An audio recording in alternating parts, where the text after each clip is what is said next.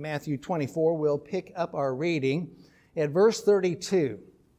I'll read from verse 32 of Matthew 24. From the fig tree, learn its lesson. As soon as its branch becomes tender and puts out its leaves, you know that summer is near. So also, when you see all these things, you know that He is near at the very gates. Truly, I say to you, this generation will not pass away until all these things take place. Heaven and earth may pass away, but my words will not pass away. But concerning the day and the hour, no one knows. Not even the angels of heaven, nor the Son, but the Father only. For as were the days of Noah, so will be the coming of the Son of Man. For as in those days before the flood, they were eating and drinking, marrying and giving in marriage until the day when Noah entered the ark. And they were unaware until the flood came and swept them all away. So will be the coming of the Son of Man. Then 2 men will be in the field, one will be taken and one left. 2 women will be grinding at the mill, one will be taken and one left. Therefore, stay awake, for you do not know on what day your Lord is coming. But know this, that if the master of the house had known in what part of the night the thief was coming, he would have stayed awake and would not have let his house be broken into. Therefore, you also must be ready, for the Son of Man is coming at an hour you do not expect. Who then is the faithful and wise servant whom the master has set over his household to give them their food at the proper time? Blessed is the servant whom his master will find so doing when he comes. Truly I say to you, he will set him over all his possessions. But if that wicked servant says to himself, my master is delayed, and begins to beat his fellow servants and eats and drinks with drunkards, the master of that servant will come on a day when he does not expect him, and at an hour he does not know, and will cut him in pieces and put him with the hypocrites. In that place there will be weeping and gnashing of teeth. Well, that's pretty extreme, cutting him in pieces and put him with the hypocrites. We'll think about that in a little while, but cut him into pieces. There, Jesus being pretty stern, it looks like, being very, very stern. I thought about starting today by asking y'all for a raise of hands on who locked your doors last night. But then I got to thinking, you might not want to reveal that. If you do not lock your doors that night, you might not want to reveal. So we won't go there. But I'm just guessing. I have a pretty good idea on a percentage basis of this group here. How many of you probably locked your doors last night? But many of you probably work around the house and you're in the kitchen or you're putting in a light bulb or doing something, and you probably go about your activities during the day somewhat with doors unlocked. Now, granted, these days things are changing, and that's not altogether all that safe either. But if we think about that image, if the homeowner knew the day and the hour that the thief came, they probably come at night, mostly under the cover of darkness. You probably lock your doors at night, because that's when they sneak around and want to break in. Of course, nowadays there's all kinds of problems with leaving your doors open during the day, because the days are getting so much better, of course, the times that we live in. Jesus wants his disciples to be alert and to be prepared for His coming. Now, the immediate context we have to consider is this tribulation period. So this is a good passage for us today to remember a principle, especially about the end times. What difference does it make in my life? We might think. I mean, it's good to know our Bibles. As I said last week, it helps us to know our Lord and our God. It helps us to know our Bibles better about some things that are going to transpire in the days to come. But what difference does it make really today? Well, this is a case today where Jesus, and we want to keep our context here, Jesus is specifically speaking to people that are living in that tribulation time. But we can gain principles from that teaching for today. And we want to be careful we don't slip in and say, well, Jesus is talking to disciples on how they're to live in this day. That's the immediate context, as I say. We want to be careful about that. Because He's just talked about the abomination of desolation coming to the temple. And all of this cosmic phenomena that comes with His return. He speaks of how evil people will be. He talks about nation rising against nation. You'll hear wars and rumors of wars. Many being falling away. These verses we've looked at before. Those beginning of the birth pains He talks about. They'll deliver you up.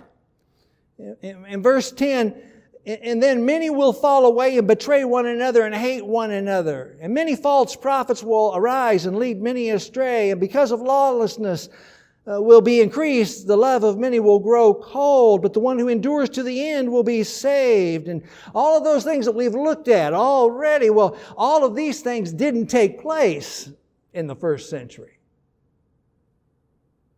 Some would like to have all of Matthew 24, 25 completed in the first century, AD 70. Problem is, context tells us these things didn't happen in the first century. Well, all the stars and all this cosmic phenomena that I'm mentioning here, so it tells us that this is a future period of time that Jesus is talking about, an unheard of period of time, one that's described very well in Revelation, chapter 6 through 19. So that's our immediate context. This passage will be a good reminder for us about this kind of attitude. I'm good with Jesus. I know Jesus. I'm good with Jesus. I've got it down. And living in ungodly ways. There's going to be a lesson here for us in this time. He's teaching them. He's leaving a message for those alive at that tribulation period of time. When you see these things, you should be alert when you see these things. No one knows the day or the hour, but the general time period.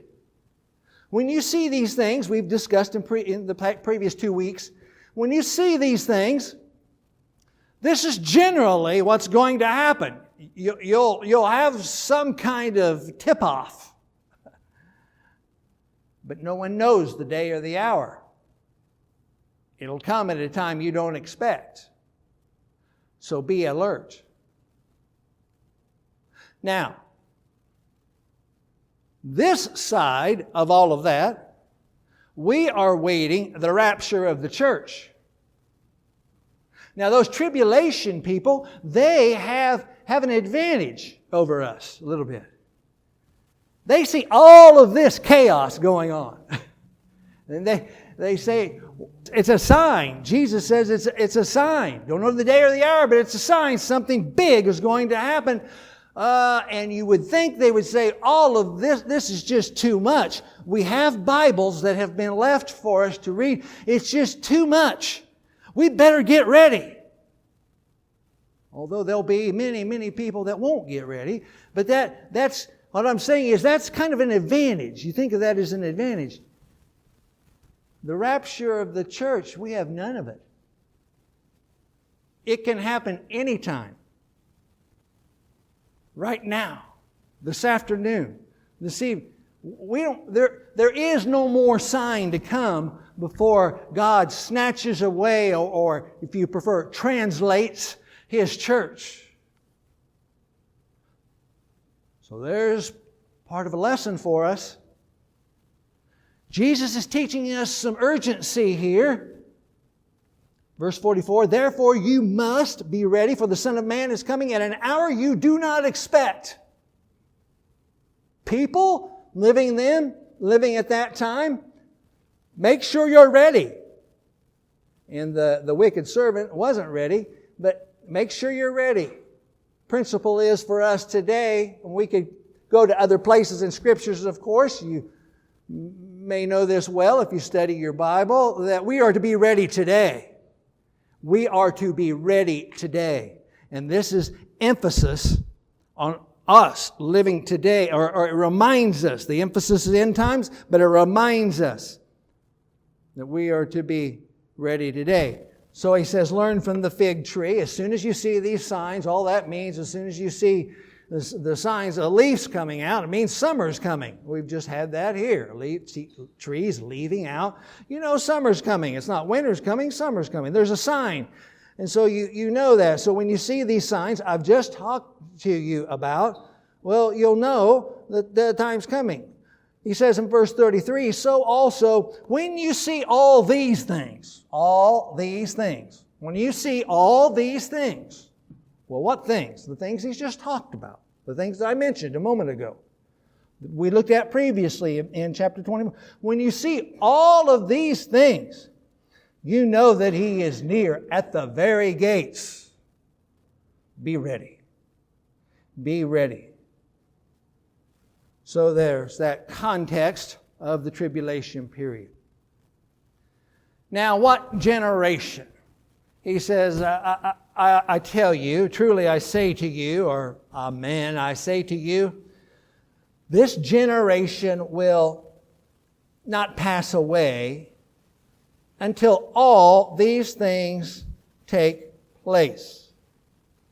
Well, what generation is he talking about? Well, the people who see the great signs of the great tribulation. This generation has been a difficult phrase. And there's pages upon pages and pages and pages and pages that have been written about this over decades and centuries. Some want that this generation, just so that you're aware, some want that this generation to mean the generation of the disciples that Jesus is talking about. That word generation can also mean evil people, wicked people. A generation, a type. A type. The word, if you did a word study on it, you'd see that it can mean a type of people. So Jesus might be saying that this generation, this type of people, this type of people that he's describing this time, well, they won't pass. That generation that won't pass this wickedness. But it seems that to me and many that the plain indication of it is that it's the generation he's talking about at that time. This generation.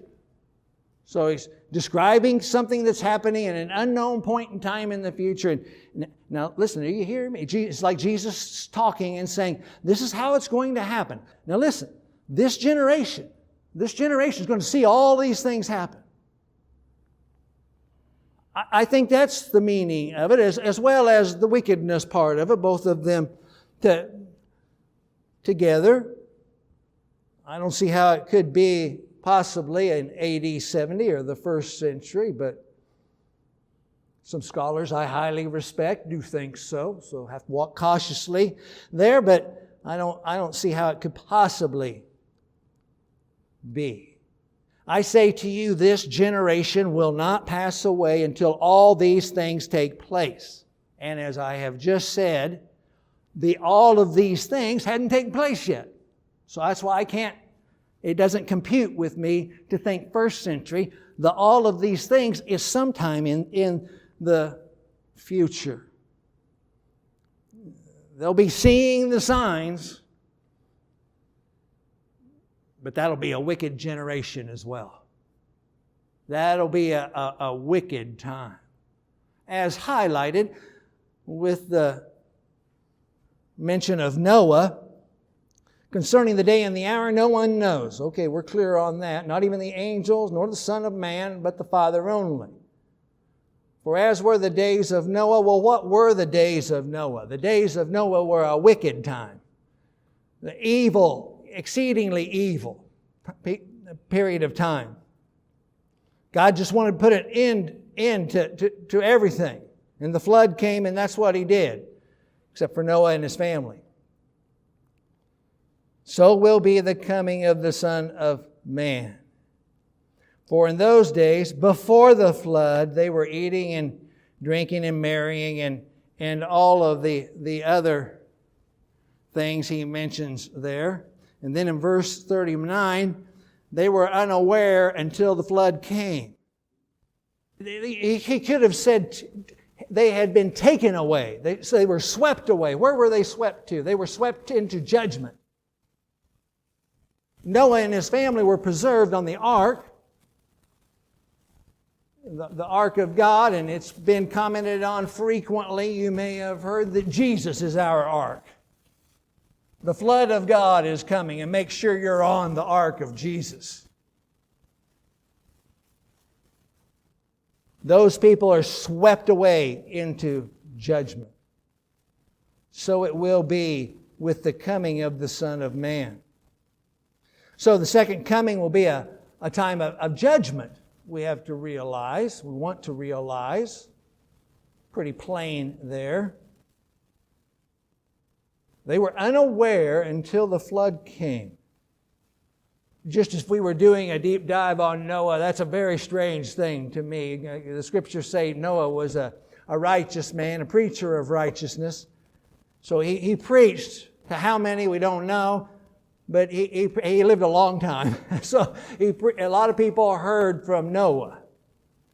And they saw him doing something very, very strange. Building an ark. It wasn't meant for speed. It wasn't meant for beauty. It was meant for function. He's doing something very strange. And Jesus says here, and they were unaware until the flood came. Wow. Wow. Unaware. We might want to call that spiritual blindness. Some kind of evidence right in front of the people, some of the people anyway, but they're unaware. They couldn't make sense of it. And God's going to judge the people and did judge the people, and He swept them away. It's an important picture, as I'm trying to emphasize here. God swept them away in the waters, and Noah was protected. They were swept away to judgment. So this helps us in understanding this passage. He just continues, then 2 men will be in a field. One will be swept away. The ESV says taken. You can put swept away there. One will be taken and one left. 2 women are grinding at the mill. One will be swept away. One will be taken and one left. Where are they being swept away to, generally speaking? It's on the overhead. They're swept away into judgment. That's the context is the previous verse. They all were swept away. They swept all of them away. So it will be with the coming of the Son of Man. I'm emphasize that and point that out to you in this very intricate passage. One will be taken, one left. 2 women there, one taken, one left. Context, swept away into judgment. Some have looked at this passage and tried to develop a theory of the rapture of the church at this point. Those who would believe that the rapture was not pre-trib, but that was post-trib, they'd agree there's a rapture, but post-trib, would go right here, just so that you know that that's what a post-trib view likely is going to point out is this passage.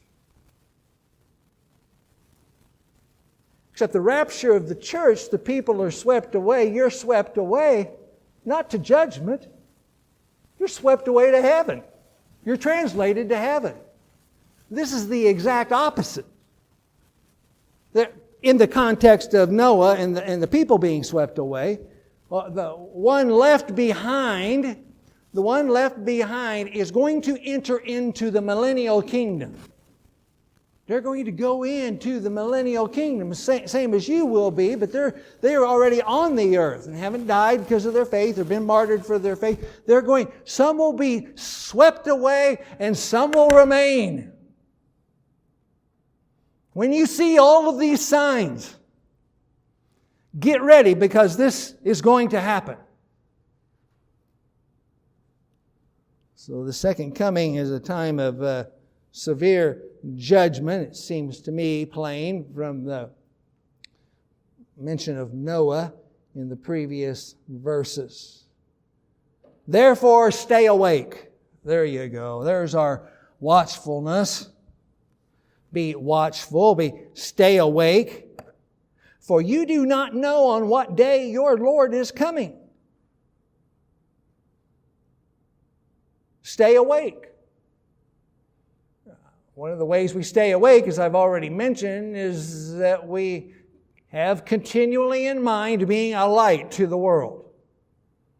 Wherever God has placed you, whatever gifting He's given you, whatever area of responsibility, whatever season of life, whatever station of life that you're in, being a light in that situation, consciously thinking about that will help us to stay awake. But we don't know what day the Lord is coming. But know this, if the master of the house had known what part of the night the thief was coming, he would have stayed awake. And we would not have let his house be broken into. Therefore, you must be ready, for the Son of Man is coming at an hour you do not expect. Again, emphasizing the hour is not known. So the picture of what Jesus is laying out in that time, in that tribulation period of time, going to be like the days of Noah. In the days of Noah, of course, the people were filled with wickedness. Jesus mentions here they're eating and drinking, marrying and giving in marriage. Those things don't necessarily need to be wicked. Any of them could be, I suppose, but they don't necessarily need to be wicked. But these people were so absorbed in their day-to-day life, they're so absorbed in their everyday interests that they neglect the weightier things concerning Jesus Christ.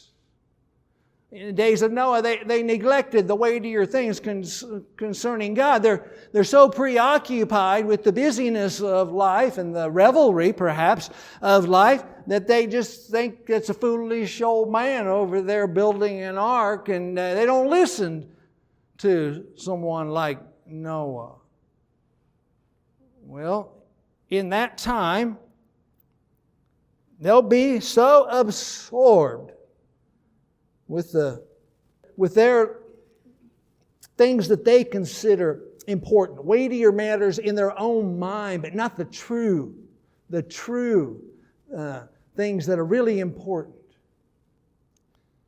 We wouldn't have to go very far, would we, in the Bible to be warned about that for our time that we live in. Be careful. Be careful about what we place our importance on. They're so absorbed in their material pursuits, their material engagements. Could be good, could be bad things of life. Certainly a wicked generation, a lot of wickedness, but not everything probably was wicked. But they're so concerned with it that they weren't part of the rescue. That's the attitude that's going to take place at that time. Be ready. Be watchful. Be alert. That's going to be the attitude that takes place before the rapture.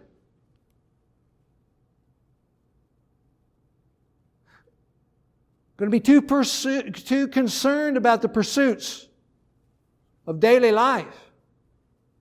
Could be a number of good things, but too concerned about living this life than to really be concerned about Jesus. As Jesus lays out this picture, the people in Noah's day were not prepared for what came. When the door shut on the ark, it was over. There's going to be a day when the door, so to speak, shuts and it's over. No more opportunities.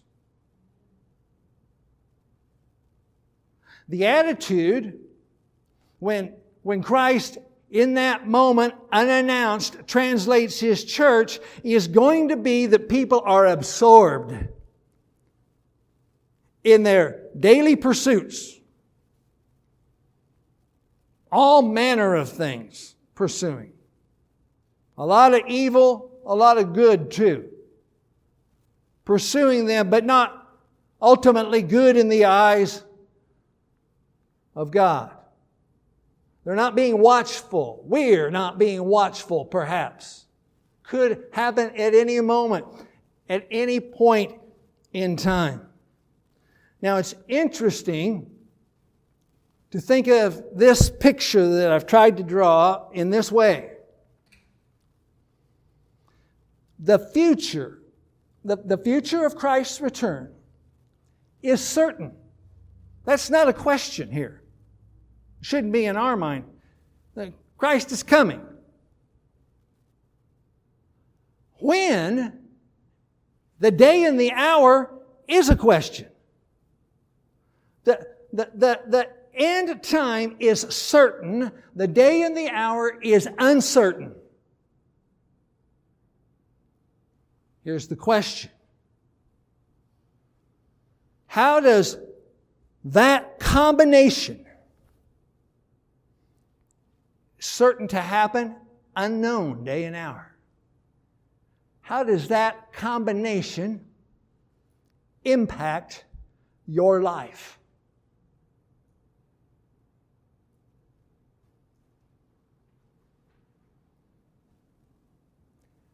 That's a principle for people living in context in the tribulation, but that's a principle for living today. The call of Jesus, the return of Jesus, the call, the translation of His church is a certainty. The day and the hour, we don't know. How does that affect you? If you knew, for example, Jesus was going to physically return, we know Jesus by His Spirit is always with us, with His believing people. If you knew specifically, and let's just say for the sake of example, I won't try to spout heresy here, but let's say that Jesus was going to return at 12 o'clock today. What would change in your life?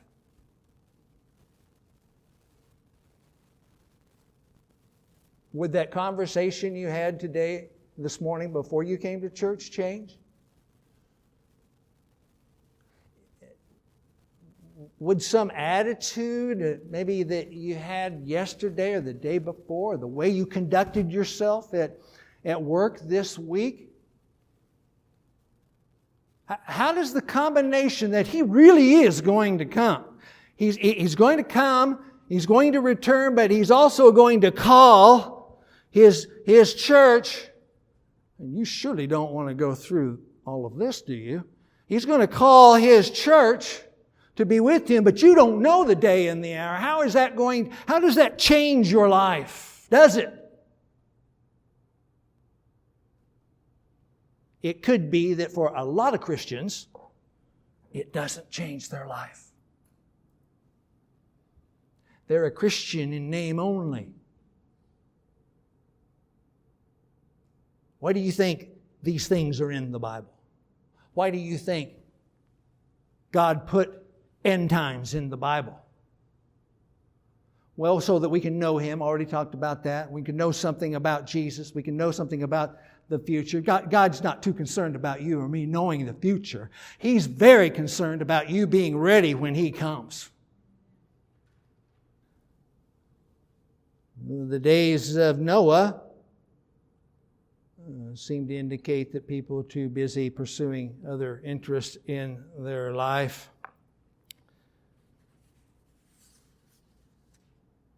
This time's going to come at a time we don't expect. So we're to be watchful in our own life, but that these tribulation disciples, they're to be ready, they're to be watchful, ready for the any moment return of Christ.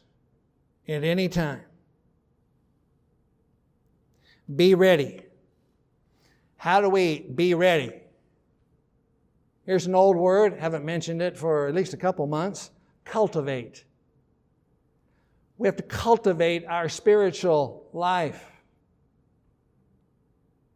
We have to weed out the things that will dull our minds concerning Christ. We have to weed out the things that would pull us away and make us inattentive to the things of Christ.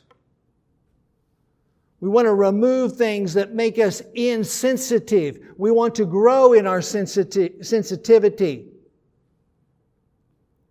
How do we be ready? Weed those things out that make us insensitive. It's interesting in the passage here, he mentions the wise servant, verse 45, and then verse 48, the wicked servant. Both are ones that he sets out as being responsible or accountable for the duties that are given to them. Who then is the faithful and wise servant whom the master has set over his household to give them their food at the proper time? This servant had a particular task to give the food at the proper time. You and I have been given a particular task. As I say, your station of life, your particular task. We're always to be ready in a general sense, all of us, to be light to the world, to be in conversation with God, prayerful towards the things of God, prayerful to God, listening to God, speaking to God. We're to be ready to help other people where they need help. These general things for Christians, be in fellowship with one another. But you've been given a specific task, much as this servant's been given a specific task.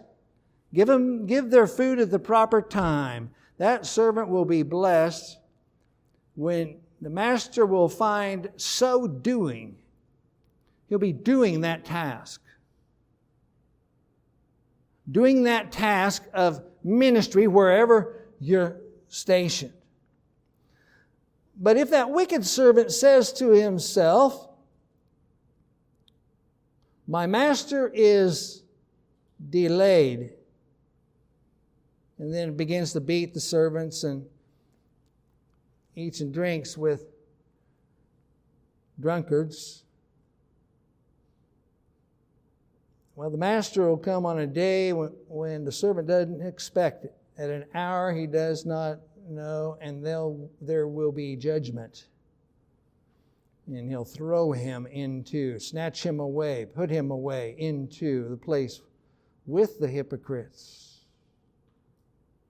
Interesting there, if we let our eyes look at verse 48. But if that wicked servant says to himself, my master is delayed, and then he begins to live in this ungodly way. Jesus doesn't need to fill in all the blanks, does he? He can say, beat his fellow servants and eat with drunkards, and we get the point.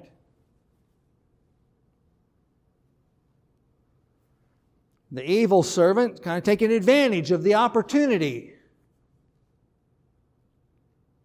My master is delayed.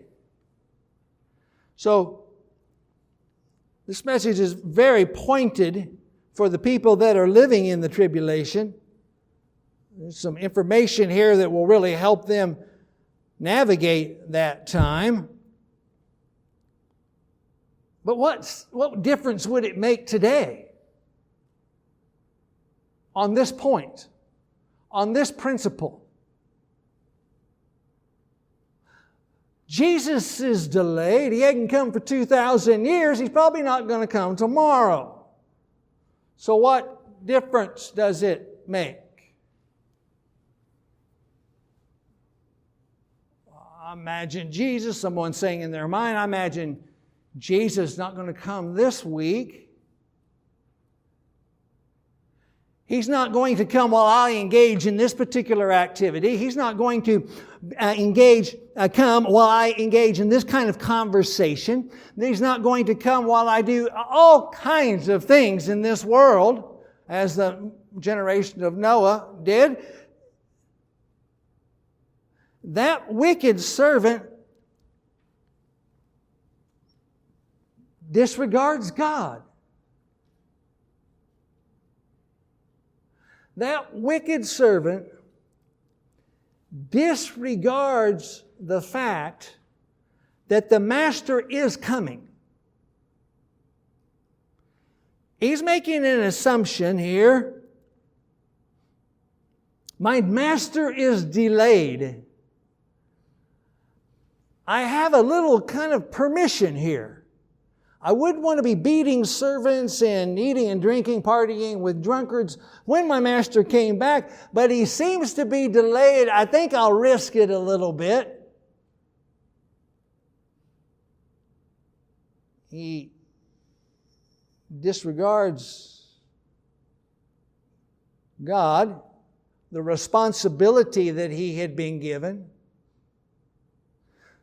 disregards the influence of he's surely coming back and we don't know the hour. He disregards that, disregards God. He's living in a way that is described by Jesus. Living in that way is an evil or a wicked servant. Evil servant. One of our views on evil, defining evil, what it is. Well, one of the primary ways we could define evil is disregarding God. But even further than that, disregarding the return of God. Disregarding Jesus Christ. Not living as He's called us to live as disciples. Not living as a wise and faithful servant. Not living in the holiness that God demands of His disciples.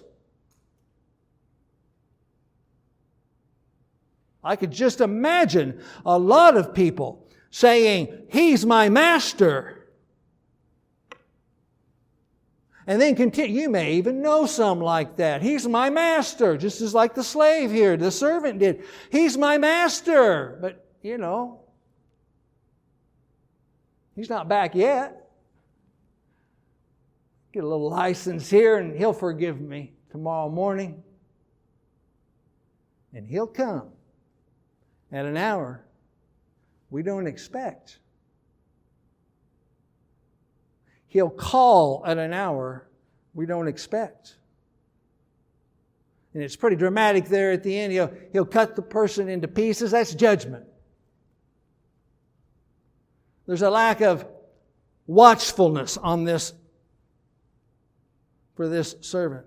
As I mentioned before, I don't take it so much as like looking behind a building or a cloud or trying to go through the newspapers and decide, or a newspaper, online, electronic news or whatever, and trying to discern that's interesting. Our current events, the time we live in, that's interesting for sure. But it's not so much that. It's being busy about the responsibility that God has given. And not taking it, the freedom that, like the servant had here, the freedom that the servant had, not taking that as a license to do things God would disapprove of. That's horribly wicked.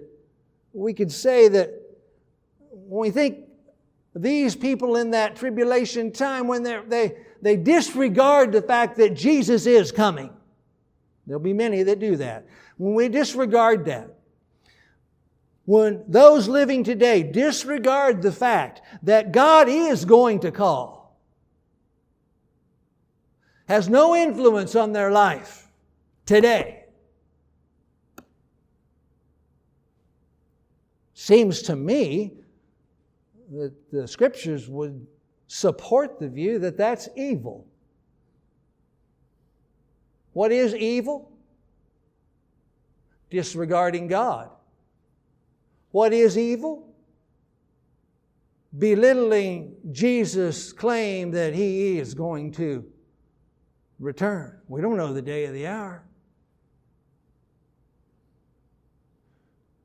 So, Jesus lays out and hopefully is giving His disciples at that time, He is giving them hope and direction and encouragement. Hopefully they received it that way. Seems like they did, the way they lived their life. Hopefully for us today as well. We want to be watchful, being prepared. Taking our context, we know the context, what Jesus is talking about, that's extremely important. But there's some principle there that will apply to our life today. And that principle, these principles, all of it, will carry us right in to chapter 25 next week. Let me pray for us.